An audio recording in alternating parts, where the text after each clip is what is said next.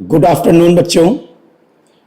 और आज हम पढ़ेंगे प्रकाश के बारे में। प्रकाश जो चैप्टर है उसमें एक बहुत इंपॉर्टेंट टॉपिक है प्रिज्म के बारे में। प्रिज्म, हालांकि इसका सही प्रोनाउंसिएशन प्रिज्म ना, प्रिज्म है, लेकिन हम लोग इसको प्रिज्म पढ़ते हैं।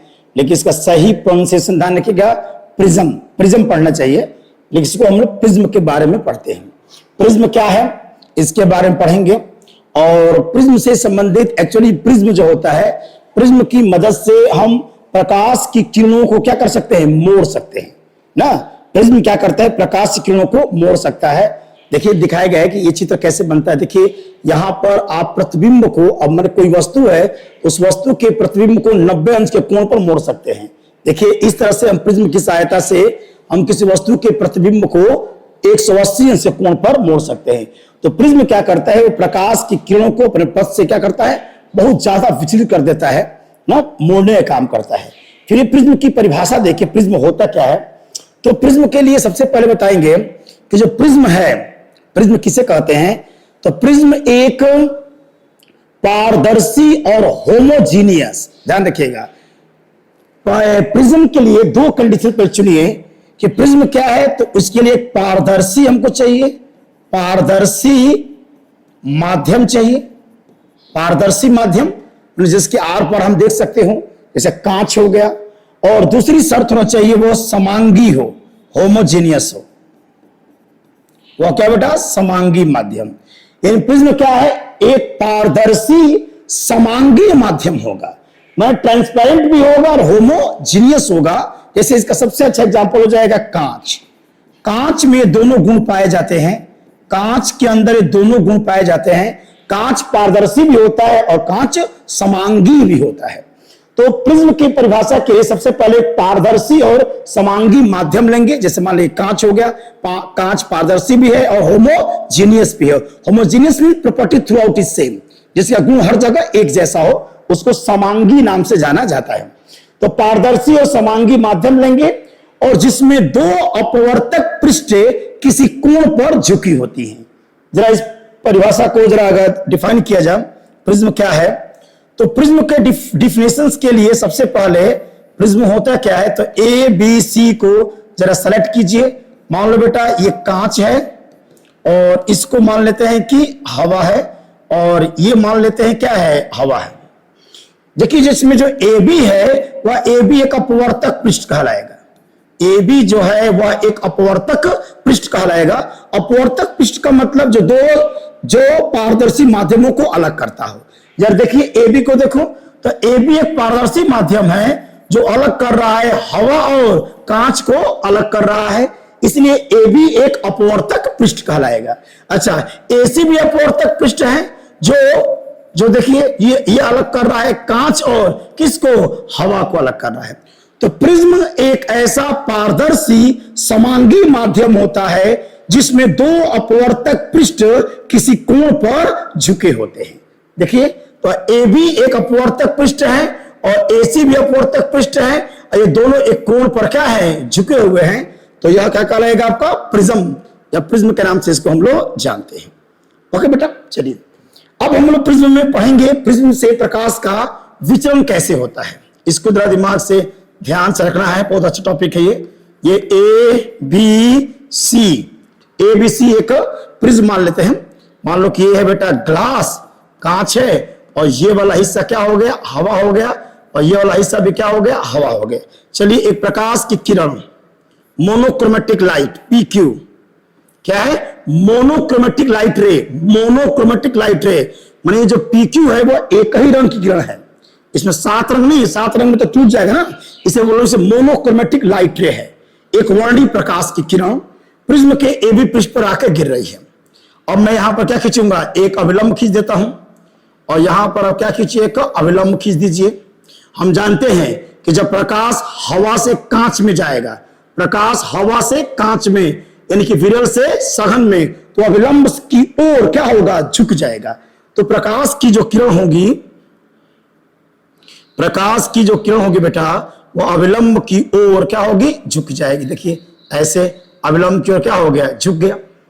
अब क्या करेगा, अब देखिए अब एसी से आकर टकरा रहा है और प्रकाश कांच से हवा में जाना चाहता है, तो यहां भी एक अविलंब हम लोग खींचेंगे। मैं यहां भी एक अविलंब खींच दिया, अविलंब, ये अविलंब 90 अंश कोण बनाएगा, ये भी अविलंब है तो 90 अंश कोण बनाएगा अविलंब। अब क्या करेगा, प्रकाश सघन से कहां जा रहा है, विरल में जा रहा है, और प्रकाश जब सघन से विरल में जाएगा तो अविलंब से दूर हट जाएगा, यानी प्रकाश क्यों ऐसे आपका निकल जाएगी। पी क्यू, इसका नाम है बेटा आर, और इसका नाम है यस। सभी किरणों का नाम देख लेते हैं।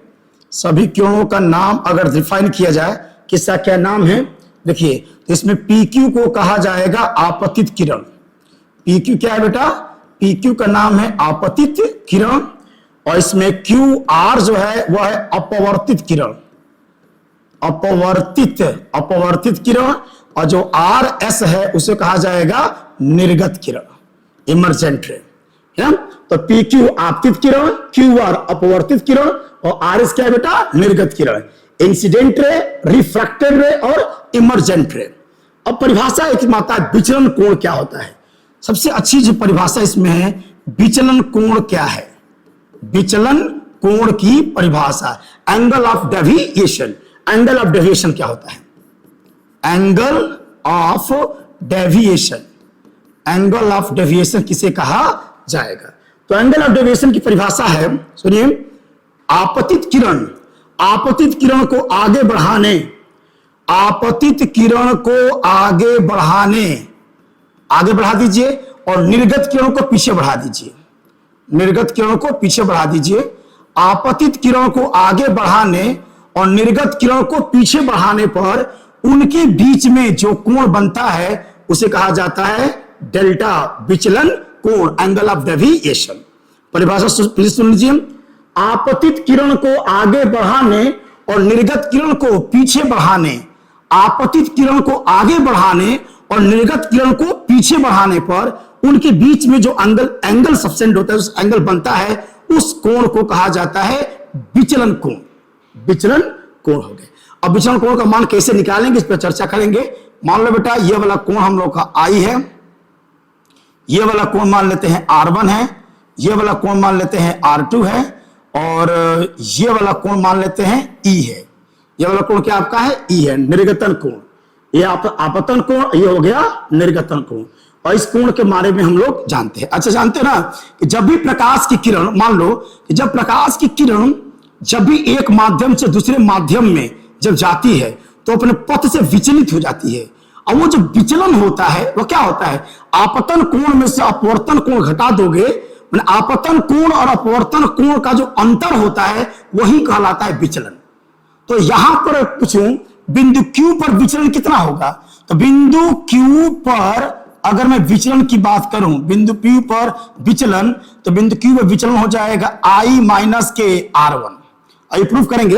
अब बिंदु R पर कितना विचलन होगा, तो R पर जो विचलन होगा बेटा, R पर जो विचलन कोण होगा वह E माइनस के क्या हो जाएगा, R2, और कुल विचलन हो जाएगा, दोनों को जोड़ दीजिए तो I माइनस R1 और E माइनस के R2, यही हो जाता है कुल आपका विचलन, अर्थात हो जाएगा बेटा I प्लस E, और ये हो जाएगा R1 और प्लस के R2 हो जाएगा। इसी को विचलन कोण कहा जाता है। तो विचलन कोण को थोड़ा सा दिमाग में रखिएगा, अभी समझाएंगे डिटेल में। विचलन का मतलब जब भी एक प्रकाश की किरण जब एक माध्यम से दूसरे माध्यम में जाएगी तो अपने पथ से विचलित होती है, पढ़ा ना। और जो विचलन होता है वह किसके बराबर होता है, विचलन जो कोण होता है वह हमेशा आपतन कोण और अपवर्तन कोण जो भी बड़ा होगा, आपतन कोण और अपवर्तन कोण का जो अंतर होता है, आपतन कोण अपवर्तन कोण का जो डिफरेंस होगा उसे हम विचलन कोण के नाम से जानते हैं। जैसे ऐसे समझिए, देखिए तो ध्यान से, मान लो प्रकाश हवा से, समझिए ध्यान से, कांच में क्या कर रही है, जा रही है। तो विचलन को समझिएगा, प्रकाश की किरण हवा से, एक मान लो प्रकाश, देखो प्रकाश की किरण हवा से कहां जा रही है बेटा, कांच में जा रही है।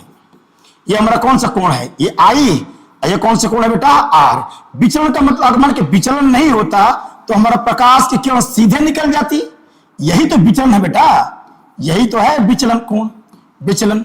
अच्छा देखो, अगर ये वाला कोण I है तो ये पूरा कोण क्या हो जाता, I हो जाता, बोलो, ये हमारा आर है, इसका मतलब कि जो विचलन कोण होगा बेटा वो आई माइनस के क्या होगा, आर होगा। तो विचलन जो कोण होता है, जब जितनी बार प्रकाश का अपवर्तन होता है वहां हमको विचलन कोण मिलेगा। और विचलन कोण क्या होता है, आपतन कोण में से अपवर्तन कोण को घटा दीजिए, या जो बड़ा कोण होगा, मान लीजिए अगर प्रकाश हवा से कहां जा रहा है, कांच में जा रहा है, तो हमारा आपतन कोण बड़ा होगा, तो आपतन कोण में से घटा दो कि अपवर्तन कोण को, ये हमारा विचलन निकल जाएगा। लेकिन अगर प्रकाश कांच से हवा में जा रहा होगा तो वहां वो क्या होगा, वहां अपवर्तन कोण बड़ा होगा, तो उसका विचलन कोण निकालने के लिए अपवर्तन कोण में से आपतन कोण को घटा दोगे, ठीक है। कुल मिलाकर के आपतन कोण देखो आई माइनस आर का मॉडुलस यही कहलाता है क्या, विचलन। आई माइनस आर का जो मॉडुलस है यही कहलाता है क्या बेटा, विचलन ना। किसी विचलन के लिए आपतन कोण में से अपवर्तन कोण घटा के उसका मॉडुलस ले लीजिए और विचलन आपको पता चल जाएगा। चलिए, हम लोग प्रिज्म के बारे में पढ़ रहे थे, हम लोग का प्रिज्म के बारे में जो डिस्कशंस कर रहे थे वो आपका ए है, बी है और सी है।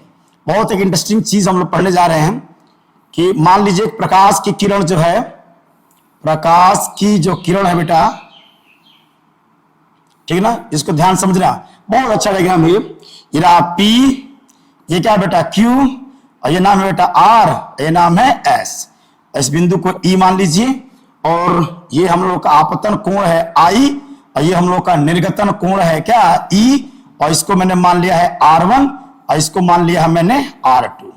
अब चलिए परिभाषा, विचलन कोण किसे कहते हैं। यहां दो बार विचलन हुआ है एक्चुअली, एक तो बिंदु Q पर विचलन हुआ है और एक बिंदु R पर विचलन हो गया है। अगर दोनों विचलन कोण को जोड़ दोगे तो कुल विचलन हमारा पता चल जाएगा। तो परिभाषा क्या है, आपतित किरण को आगे बढ़ाने, आपतित किरण को आगे बढ़ाने और निर्गत किरण को, जो निर्गत किरण है इसको पीछे बढ़ाने पर इनके बीच में जो कोण बनता है वह कहलाता है बेटा विचलन कोण के नाम से जाना जाता है। चलिए डेल्टा का मान निकालेंगे। देखो ये वाला कोण कितना हो बेटा, अगर ये वाला कोण निकालोगे, अगर ये पूरा आई है तो ये भी पूरा आई हो जाएगा, आई में से आर घटा दो तो यहां विचलन हो जाएगा आई माइनस R1, ठीक है बेटा। और यहां देखो ये पूरा कोण आपका ई है, तो ये भी पूरा कोण क्या हो जाएगा, ई हो जाएगा। आई में से R2 घटा दो तो यहां पर विचलन कोण हमारा पता चल जाएगा। मतलब इसमें दो बार विचलन हुआ ना बेटा, तो यहां विचलन कोण हो जाएगा वो आई माइनस R1 होगा, और यहां पर जो विचलन कोण हो रहा है, यहां पर विचलन कोण होगा ई माइनस के R2 हो जाएगा। अब निकाल दीजिए कुछ, देखियो ये वाला जो कोण कौन है, जो डेल्टा है वह बहिष्ठ कोण है। अरे ऐसे त्रिभुज एक बना होगा बेटा, देखो इस तरीके से बना हुआ है, नाम दीजिए टी, ये हो जाएगा क्यू और ये हो जाएगा आर। ये कौन सा कोण है बेटा, डेल्टा। और ये वाला जो कोण है बेटा, ये वाला कोण है वह है आई माइनस के R1 है, और ये वाला जो कोण है वह है ई माइनस के क्या है, R2 है। तो हम जानते हैं प्रमेय है, किसी भी त्रिभुज का बहिष्ठ कोण अपने सुदूर अंतःकोण के योगफल के बराबर होता है। इसलिए जो डेल्टा होगा वह आई minus R1 plus E minus R2 के बराबर हो जाएगा, यानी कि डेल्टा बराबर हो जाएगा आई प्लस ई और ब्रैकेट में R1 प्लस के R2। यही है बेटा विचलन कोण के बारे में हम लोग जानते हैं। Is it clear, is it clear. अब देखिए बड़ा एक अच्छा चीज हम लोग सीखेंगे यहां पर, जरा इसमें एक काम ये करते हैं, एक डेरिवेशन से समझ लें। डेरिवेशन एक त्रिभुज देखो बेटा, यहां एक त्रिभुज बना हुआ है इस तरीके से, एक त्रिभुज बना हुआ है Q है और ये बेटा R है और ये क्या है E है। देखो इस त्रिभुज को देखोगे तो ये कोण कितना है, R1 है, और ये कोण कितना है, R2 है। हम जानते हैं किसी भी त्रिभुज में तीनों अंतःकोण को जोड़ दोगे तो 100 क्या होगा, 80 अंश हो जाएगा। इसमें अगर तीनों को जोड़ा जाए ये हो जाएगा R1 प्लस R2 और प्लस E बराबर 100 क्या हो जाएगा, 80 अंश हो जाएगा, 180 अंश हो जाएगा। बहुत एक अच्छी बात बताना चाहता हूं, 180 अंश हो जाएगा। अच्छा एक और देखो, अब एक चतुर्भुज देखिए, एक चतुर्भुज को अगर देखें हम लोग, नाम है A, यहां पर हो जाएगा Q, यहां पर हो जाएगा E और ये हो जाएगा बेटा R। ये तो 90 अंश का कोण है, क्योंकि ये अविलंब है, 90 अंश का कोण है। ये भी कितने का है, 90 अंश का कोण है। ये हो गया कोण E, ये हो गया कोण, ये हो गया कोण A, ये हो गया कोण E। जानते होंगे किसी भी चतुर्भुज में, किसी भी क्वाड्रिलेटरल में चारों कोणों को जोड़ने पर 360 होगा। तो अगर मैं एंगल ए को जोड़ दूं, एंगल ए, ये हो गया 90, ये हो गया ई, ये हो गया 90, ये आर, अगर चारों कोणों को जोड़ेंगे तो 360 अंश हो जाएगा, 360 अंश हो जाएगा। सबको जोड़ दो, ये हो जाएगा ए प्लस ई प्लस 90 अंश और प्लस के 90 अंश बराबर 360 अंश, घटा दो, हो जाएगा ए प्लस ई बराबर 180 अंश। समीकरण नंबर 2। समीकरण नंबर 1 और 2 को देखो बेटा, समीकरण नंबर 1 ये हम लोग का है, समीकरण नंबर 1 हम लोग का ये है। तो समीकरण नंबर 1 में R1 प्लस R2 प्लस ई बराबर 180 अंश और समीकरण 2 में ए प्लस ई बराबर 180 अंश। समीकरण 1 और 2 की तुलना करो, समीकरण 1 और 2 की तुलना करेंगे, दोनों का दायां पक्ष बराबर है, और यहां भी 180 और यहां भी 180। तो समीकरण 1 और 2 की तुलना करेंगे, अगर दोनों का दायां पक्ष बराबर है तो इनका बायां पक्ष भी आपस में बराबर होगा।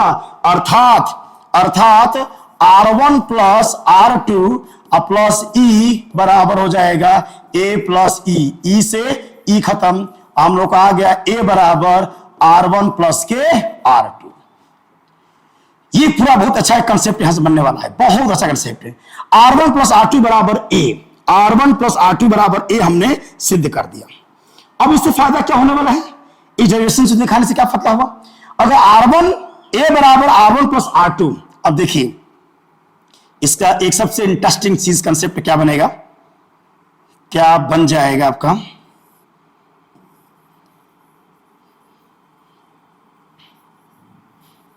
देखिए बेटा ध्यान से, बहुत अच्छा कंसेप्ट एक है।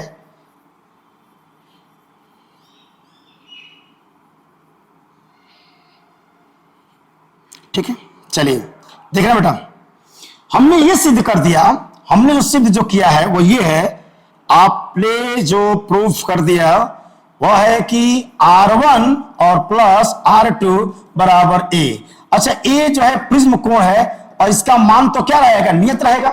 अरे भाई, प्रिज्म जो बना हुआ है, कोण ए का मान तो नियत है, प्रिज्म की बनावट पर डिपेंड कर रहा है, तो ए का मान कांस्टेंट है।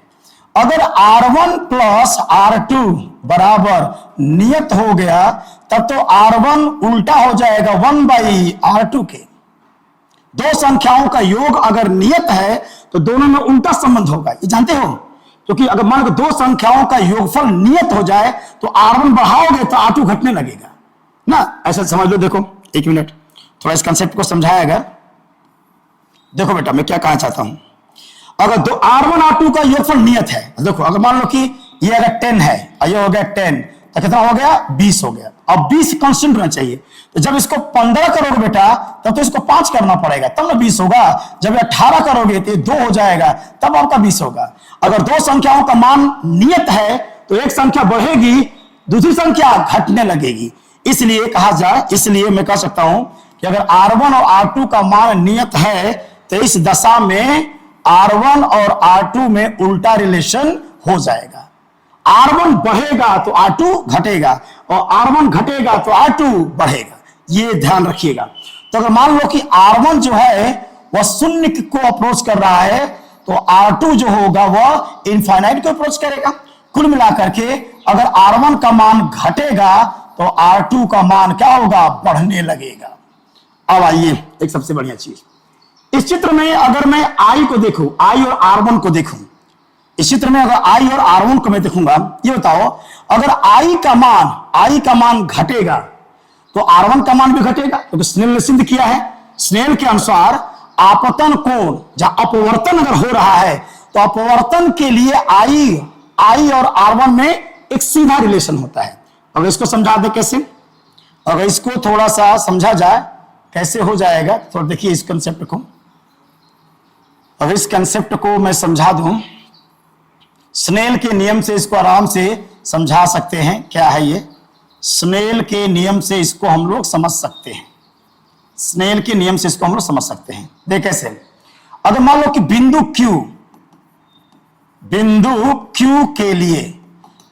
Q के लिए आप लगा दीजिए किसका नियम, स्नेल का नियम, अपवर्तन लगा दो तो क्या हो जाएगा, साइन I, और ये हो जाएगा साइन के R1 बराबर क्या हो जाएगा, नियतांक, बराबर क्या होता है, नियतांक, उस नियतांक को n कहते हैं।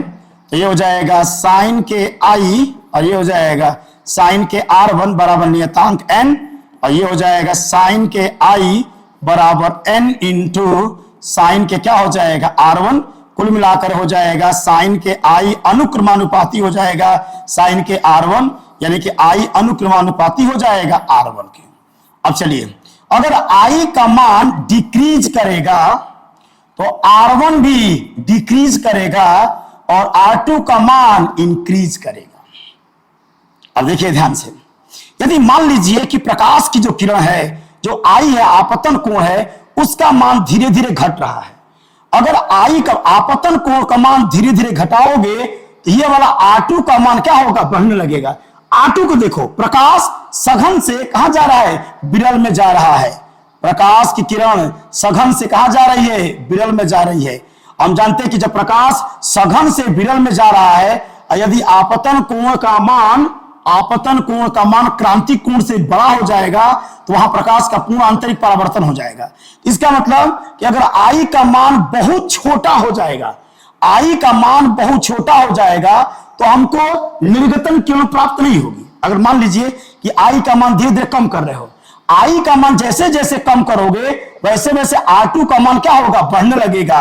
और एक विशेष आपतन कोण पर R2 का जो मान होगा वह क्रांतिक कोण के बराबर हो जाएगा।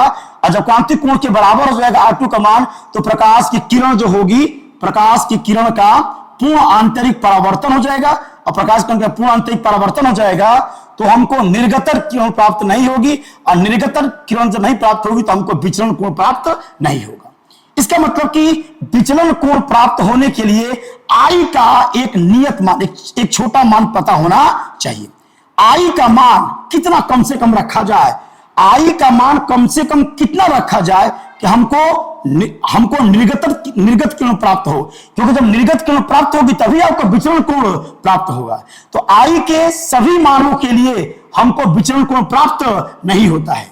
आई के सभी मानों के लिए हमको विचलन कोण प्राप्त नहीं होता है।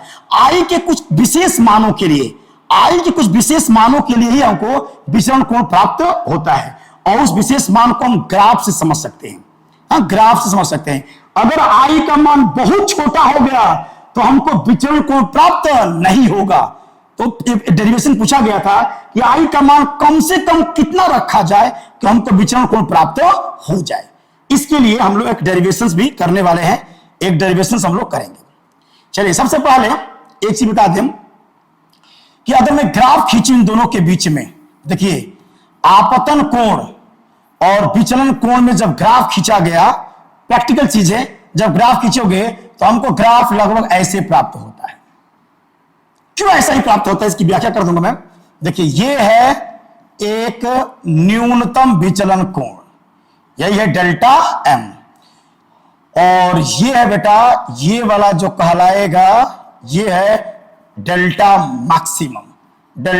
मैक्सिमम, और ये वाला भी जो बिंदु होगा यह भी उसी के सीध में जाएगा, एकदम उसी के सीध में जाएगा, यह भी डेल्टा मैक्सिमम प्राप्त होगा।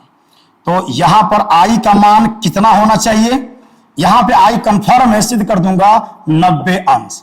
अब सिद्ध कर दूंगा, अगर आपतन कोण का मान, सुन लीजिए, यदि आपतन कोण का मान आप 90 अंश रखोगे तो विचलन कोण अधिकतम प्राप्त होगा, विचलन कोण अधिकतम प्राप्त हो जाएगा। मैं इसको सिद्ध करके दिखा दूंगा। लेकिन विचलन कोण प्राप्त होने के लिए आई का अधिकतम मान 90 अंश होना चाहिए, लेकिन आई का न्यूनतम मान क्या होना चाहिए, आई का न्यूनतम मान क्या होना चाहिए, यानी ये वाला वैल्यू कितनी होनी चाहिए, इस आपतन कोण का मान कितना होना चाहिए। क्योंकि आपतन कोण बहुत छोटा हो जाएगा तब विचलन कोण प्राप्त नहीं होगा। तो आई का एक छोटा मान चाहिए जिस पर विचलन कोण प्राप्त होता है, उसका है I minimum. I maximum confirm में 90 अंश होगा। जब आपतन कोण के मान को 90 अंश रखोगे तो विचलन कोण का मान अधिकतम प्राप्त हो जाता है। और एक आई का मान कम से कम कितना रखा जाए कि विचलन कोण हमको प्राप्त हो जाए। फिर भी ये क्वेश्चन ये है कि जब भी आई का मान, अगर आई का मान धीरे धीरे इंक्रीज किया जाए, अगर आपतन कोण के मान को धीरे धीरे बढ़ाते हो तो विचलन जो कोण होता है, देखिए विचलन कोण, देखो पहले क्या हुआ, विचलन कोण ए से बी पर आया है और फिर बी से सी पर गया है। यदि आपतन कोण का मान अगर बढ़ाओगे तो विचलन कोण शुरू में कम होगा, आपतन कोण का मान बढ़ाओगे तो विचलन कोण शुरू में कम होगा, फिर क्या होगा, बढ़ने लगता है। यानी आपतन कोण के बढ़ने पर विचलन कोण का मान पहले घटता है और फिर क्या होता है, बढ़ता है। और इस दशा में हमको एक न्यूनतम मान प्राप्त होता है। एक विशेष आपतन कोण पर हमें विचलन कोण का न्यूनतम मान प्राप्त होता है, जिसको हम कहते हैं अल्पतम विचलन कोण, डेल्टा मिनिमम अल्पतम विचलन कोण कहा जाता है। और इसी का मान थोड़ा निकालना चाहते हैं। चलिए अगले वीडियो में प्रूफ कर दूंगा कि डेल्टा एम क्या मैंने विचलन मैंने ग्राफ ऐसे क्यों बन रहा है, इसकी व्याख्या मैं करा दूंगा। चलिए अभी देख लेते हैं। जब सुनिए एक देखिए, जब डेल्टा बराबर होगा डेल्टा एम के, अगर मान लीजिए कंसेप्ट देख लीजिएगा ध्यान से, कंसेप्ट ये है कि पहला यदि डेल्टा बराबर डेल्टा एम के, यानी किसी भी प्रिज्म का विचलन कोण जब अपने न्यूनतम मान पर पहुंचता है, अपने न्यूनतम मान पर पहुंचता है, तो दो तीन शर्तें होती हैं।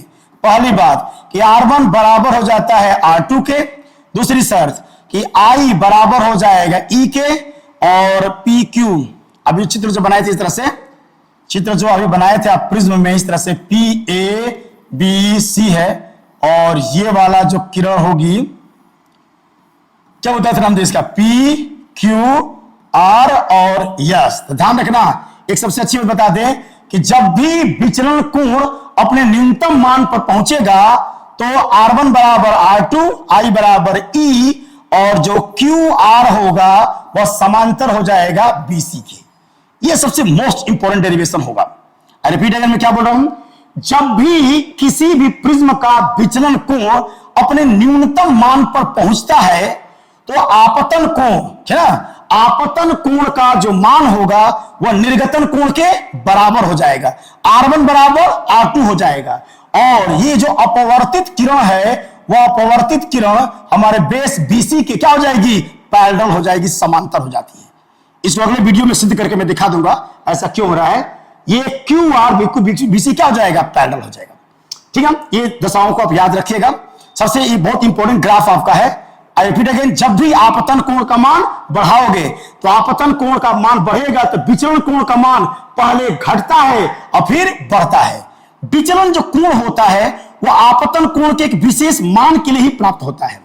अगर I का मान 90 अंश से ज्यादा करोगे तो विचलन कोण प्राप्त नहीं होगा। I का मान मैक्सिमम 90 अंश हो सकता है विचलन कोण के लिए, लेकिन I का न्यूनतम मान क्या होना चाहिए। अगर I का मान बहुत छोटा कर देंगे तो हमको विचलन कोण प्राप्त नहीं होगा। ये आपका होमवर्क रहेगा, बताइएगा मुझे I का मान कम से कम कितना रखा जाए कि जिसके संदर्भ में हमको विचलन कोण प्राप्त हो। तो I का मान हम देखेंगे कैसे न्यूनतम मान हमको प्राप्त होता है। लिखिए सबसे इंपॉर्टेंट डाटा आपका है, यदि किसी भी प्रिज्म का विचलन कोण अपने न्यूनतम मान पर पहुंचता है तो आपतन कोण बराबर हो जाएगा निर्गतन कोण के, R1 बराबर R2 हो जाएगा, और अपवर्तित किरण प्रिज्म के आधार BC के पैरेलल हो जाएगी, पैरेलल हो जाएगी। अब चलिए डेरिवेशन हम लोग का सॉल्व हो गया। अभी आपने सिद्ध किया था, अभी आपने एक डेरिवेशन में सिद्ध किया है कि A बराबर क्या सिद्ध किया हो, R1 प्लस के R2। लेट मान लीजिए कि डेल्टा एम के बराबर हो जाता है। मान लेता हूं कि प्रिज्म का विचलन कोण अपने न्यूनतम मान पर पहुंच गया है। इस दशा में R1 बराबर R2 बराबर R मान लीजिए, तो क्या हो जाएगा, A बराबर R प्लस R, यानी कि 2R बराबर A, और R बराबर हो जाएगा A/2।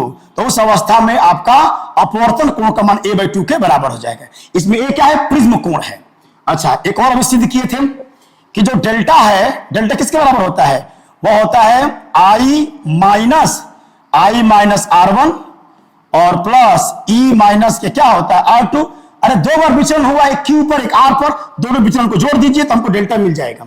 चलिए, तो डेल्टा बराबर I प्लस E, और यहां हो जाएगा बेटा R1 एन प्लस के R2। चलिए, यदि डेल्टा बराबर डेल्टा एम, यदि विचलन कोण अपने न्यूनतम मान पर पहुंच गया है, इस दशा में हम जानते हैं कि I बराबर E बराबर I मान लीजिए, या हम इस दशा में जानते हैं, इस दशा में हम जानते हैं कि जब भी कोई प्रिज्म का विचलन कोण अपने न्यूनतम मान पर पहुंचता है तो आपतन कोण निर्गतन कोण आपस में बराबर हो जाते हैं, और R1 बराबर R2 बराबर R हो जाएगा। रखिए इसमें, तो डेल्टा पहुंच गया है डेल्टा एम पर।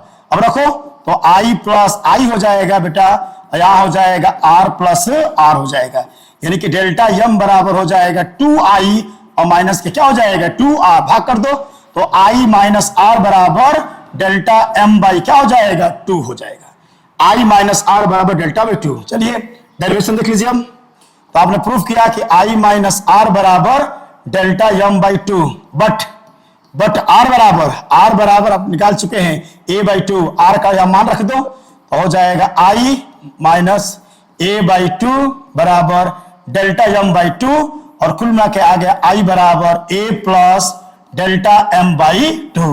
ये हम लोग का आपतन कोण हमको पता चल गया। तो चलिए हम लोग का r निकल गया, r बराबर a बाई 2 और i बराबर a plus delta m by 2 के माध्यम से हमको इस क्वेश्चन को सॉल्व कर दिया। अब इसको हल कर दिया जाएगा, अगर मैं इसको हल कर दूं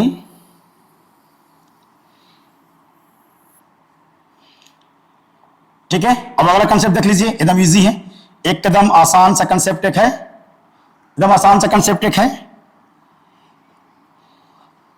स्नेल का नियम लगा दीजिए, स्नेल का नियम लगा दीजिए, और स्नेल कहता है कि साइन के आई और बटे साइन के आर बराबर प्रकाश जा रहे हैं हवा से कांच में, तो इसको लिखेंगे ए एन जी। अब हो जाएगा साइन के आई और ये हो जाएगा साइन के आर बराबर यन मान लेते हैं, ए एन जी को शॉर्ट में एन मान लेते हैं, तो यन बराबर हो जाएगा साइन, आई का मान रखो बेटा, आई का मान निकला है ए प्लस डेल्टा एम बाई 2, यह हो जाएगा ए प्लस डेल्टा एम बाई 2, और नीचे हो जाएगा साइन के ए बाई 2। ये है, इस फार्मूले की सहायता से हम बता सकते हैं refractive index of that material, उस पदार्थ का अपवर्तनांक जिससे हमारा प्रिज्म बना हुआ है। माने प्रिज्म जिस कांच का बना हुआ है उस कांच का रिफ्रैक्टिव इंडेक्स निकालने के लिए इस फार्मूले का यूज किया जाएगा। Refractive index of glass n बराबर sine a plus delta m by 2 और नीचे साइन a बाई 2। यहां ध्यान रखिएगा, इसमें जो a है वो प्रिज्म कोण है और इसमें डेल्टा m है न्यूनतम विचलन कोण, न्यूनतम विचलन कोण। ठीक है, अब इसमें एक सबसे इंटरेस्टिंग चीज हम लोग पढ़ने वाले हैं, सबसे इंटरेस्टिंग चीज पढ़ने वाले हैं, इस ग्राफ को डिटेल में पढ़ना है। अभी तो शॉर्ट बता दी इस ग्राफ को, इसी ग्राफ को यानी कि ये आपका आई है और ये आपका विचलन कोण है, इस ग्राफ को तो डीपली हम पढ़ेंगे। इस ग्राफ में ये बता रहा है ना कि आपतन कोण का मान बढ़ेगा तो विचलन कोण का मान पहले घटता है फिर बढ़ने लगता है, ऐसा क्यों होता है? और यदि आपतन कोण का मान बहुत छोटा कर दिया जाए तो हमको विचलन कोण प्राप्त नहीं हो सकता है। तो विचलन कोण पूछेगा कि किस न्यूनतम, सुन लीजिए, किस न्यूनतम आपतन कोण के लिए विचलन कोण प्राप्त होता है, किस न्यूनतम विचलन कोण के लिए आपतन कोण का मान होता है। इसके जवाब अगले वीडियो में, इस ग्राफ को डिटेल में अगले वीडियो में समझा दूंगा। ठीक है, तब तक हमेशा खुश रहिए, बी हैप्पी, मन लगा के पढ़िए।